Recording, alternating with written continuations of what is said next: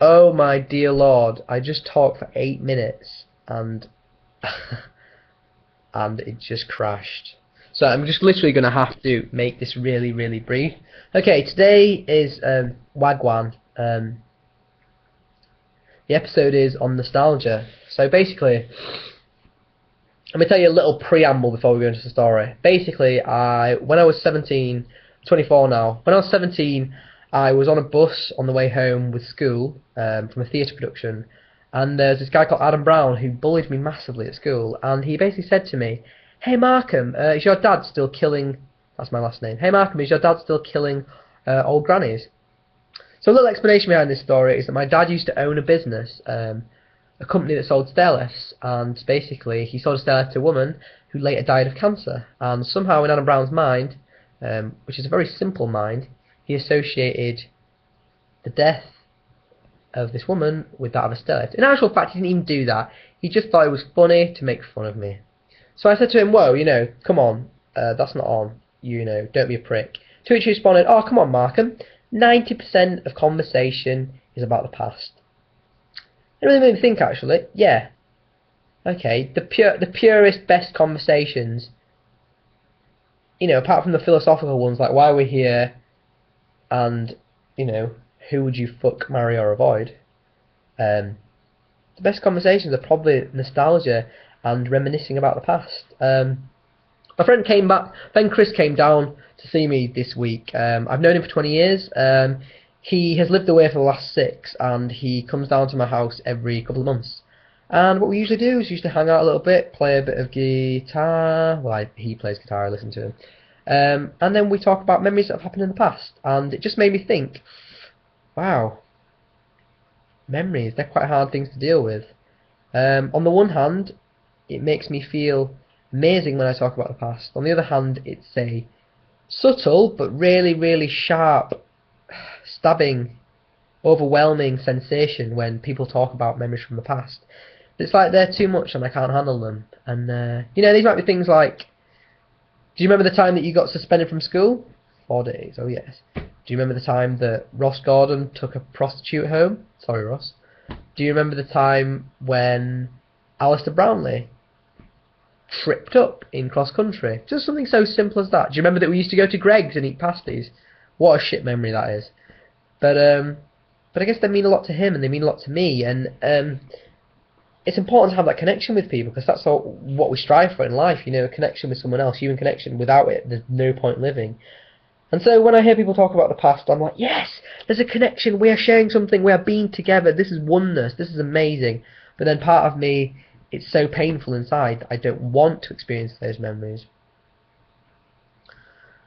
And yeah, it's really tough. I remember a friend that I used to have when I was younger, Darren. He's my friend between about the ages of 3 or 4 to about 12. And we were best friends and did everything together. And then when I was 12, my dad knocked on the door one day at my house. And he said, "Do you want to come driving with me?" And I said, yeah, that's cool. He took me on like a 6-hour drive around the mountains and the moorsides, and then he gave me a key, and he just said, "Press this key," and we were at the end of this long driveway, and garage opened, and it was an enormous, well, not enormous, it was just a really nice detached house, and that he'd purchased for the family, and it's all our family ever wanted.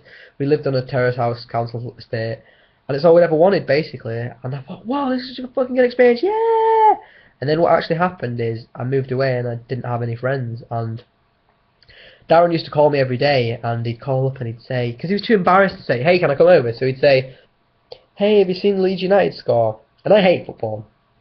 And I'd be like, "No." And he'd be like, "All right, see you later then." And I'd be like, "Bye." And I was playing this game with him, horrible, stupid, childish game, which basically cost me my friendship. But he used to ring up and he'd say things to me because he wanted to come over, but he wouldn't dare ask it. So what happened is, he used to come over twice a week, and then it was once a week, and then it was once every 2 weeks, and once a month, and then it was 6 months before I saw him, and then it was 10 years, and I beat myself up every day about it. I've got a picture on my wall, me and him holding, just like scrumming one another.